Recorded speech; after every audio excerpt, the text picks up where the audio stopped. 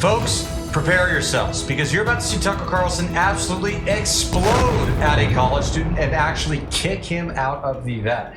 Yes, it gets that contentious. You're going to see what I mean in just a moment here. But first, do me a big favor by liking our video and sharing it around. That way we can keep bringing you guys great, exciting content like this. As always, Patriots, I'm your host, Darian, and this is Resist the Mainstream. Like being at CNN, being at Fox, and like you say, you know, you're all against disinformation, but you were, you know, up there with Sean Hannity just repeating talking points, you know, on Fox News with that Rupert Murdoch and Roger Ailes were just telling you to say.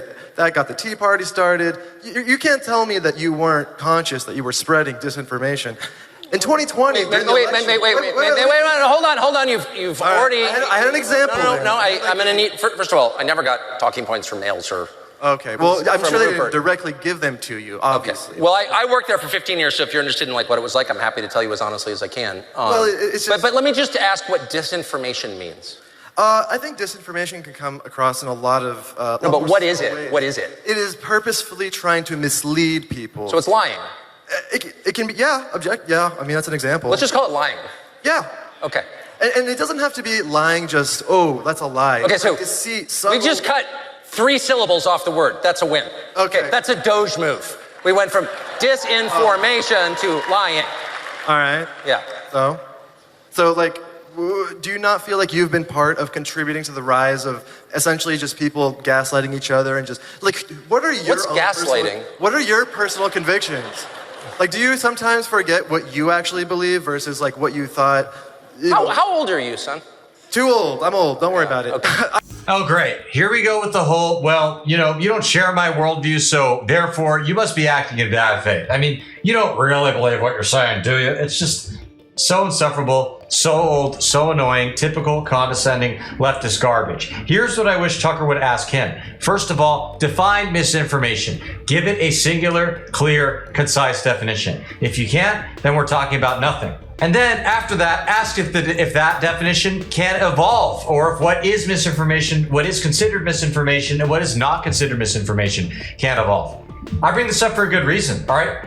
Remember a certain viral outbreak that started in March 2020, and there were many claims people made that were considered misinformation and disinformation and lies and whatnot, and people got censored for it, you know, and a lot of trouble for it, only for, you know, maybe 2 years later or longer for the establishment to come out and say, oh, actually, this is completely correct. It's okay. You know, we were calling you a racist and a liar and a conspiracy theorist 2 seconds ago, but now it's all good now. Forget about it, peasants. I don't know about you guys, but I still haven't forgotten that. So, you know what? Screw that word, misinformation. I can't stand it. I remember. I've seen you for a lot, like the text. Yeah, I was about to say. Like when you texted, okay, well, I can't wait for Trump to, I hate him with passion, like with a passion. Like you had, those came out in court, and that's what you thought. But at the same time, you were actively supporting Trump and the whole 2020 election situation. So that's disinformation right there.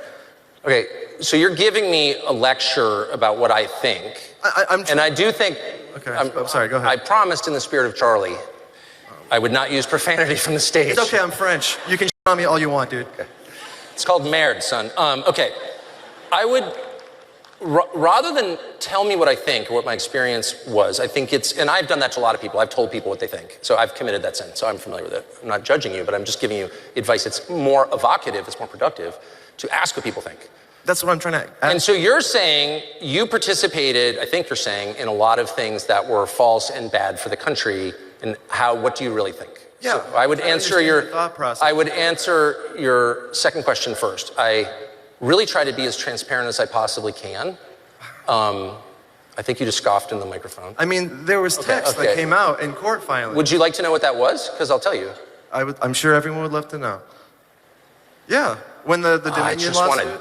Oh, you're one of the most annoying people I've ever dealt with. This is why I don't come to college. No, but hold on. I'm gonna no. Hold on. I'm gonna apologize. I just want to apologize for saying that. Okay, so.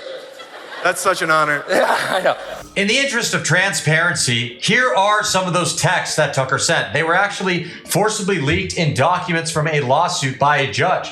The lawsuit was when Dominion sued Fox News for defamation. So in these private text messages from January 4th, 2021, Tucker basically said he was done with Trump and he was sick of his claims about the rigged election. He said, "We are very, very close to being able to ignore Trump most nights. I truly can't wait."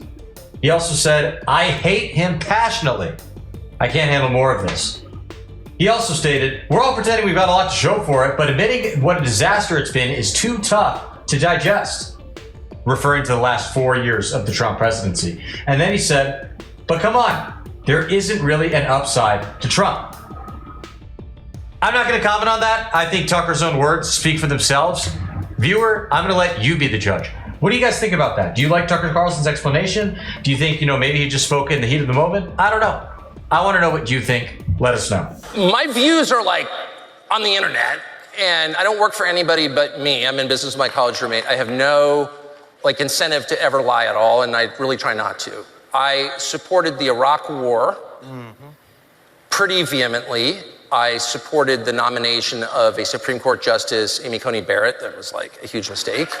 Sorry. I think was not what I thought she was. I support John Roberts. I support, what's the list of dumb things I've supported in my life is very long. I think I've learned something from those mistakes. I'm happy to admit how dumb they were. I've spent the last 22 years trying to atone for my support for the Iraq War. I appreciate that. And hold on, I'm not, okay, now you're annoying me again. Oh my God. Not here for your affirmation. I would say, as to the text specifically, you want to actually know? I mean, are you even willing to hear it? I'll tell you exactly what that was. Those were between me and a producer of mine who I really love, who I still am close to. And that was it was in January after the election, and Trump was saying, they stole it from me. And I called the White House and I said, I'm totally willing to believe that. I mean, Zuckerberg puts, $400 million into the mechanics of elections. I don't think he's doing that because he believes in good government. What is this? It's clearly their stuff. And I say to the White House, someone specifically at the White House, give me examples. And he says, I've got a great example for you. I've got 7 or 8 dead people who voted. And the beauty of that claim was it's provable because they're death certificates. And we've got the death certificates and we've got the obits. And they voted, they're on the voter rolls. We know they voted. Well, I don't talk about slam dunk. I find this fascinating because, as far as I know, it's the first time Tucker Carlson, if I'm not mistaken, has ever addressed these texts. Is that true? I want to know, guys. Let me know. I tried digging back a little bit. I had a hard time pulling up old episodes. People who were around back then, do you know, did he address these texts back then? He seems to be claiming he did, or at least suggesting it, but I don't know. I'm very curious about that. And I find it especially interesting because leading up to the 2024 election, I very specifically remember Tucker Carlson was speaking quite highly of Trump, and it surprised me, frankly. Because I remember those texts. I remember how bitter and angry he did sound at the president. And Tucker was saying, oh, I love Trump. He's such a great guy. I mean, I love him just not only his policies, but as a person, all sorts of stuff. Really, as the young kids say these days, he was glazing him up, so to speak. So I don't know, is he being honest here? I'm not making a judgment one way or another. I want to know what you guys think. Let us know in the comments. Thank you. I'm not repeating anything I can't prove. I don't trust any campaign, period. I never have, on either side. I just don't trust campaign consultants. They're disgusting. I still think that. But this seemed like a verifiable hit. So I go out there and I say, there's a lot of talk, and you can pull up the tape. There's a lot of talk about, election theft. We're working on it. And I'm working at Fox News, so there's a lot of, let's find out what happened. But we know that 7 or 10 dead people voted, and here are their names. Miss Wanda Johnson of Sioux City, Iowa, and, Jack Klein of Corpus Christi, Texas, and I'll go through the whole name, and we'll put the obits up. Well, within 25 minutes, a couple of the dead people call CNN to say, we're not dead. And CNN runs this whole thing exposing that I have just made this colossal error on the air. There's nothing I hate more than being wrong and humiliated like that because I have a staff. We should get this right. And I didn't get it right because it's so easy to check whether or not someone has died that I didn't check. And I was enraged.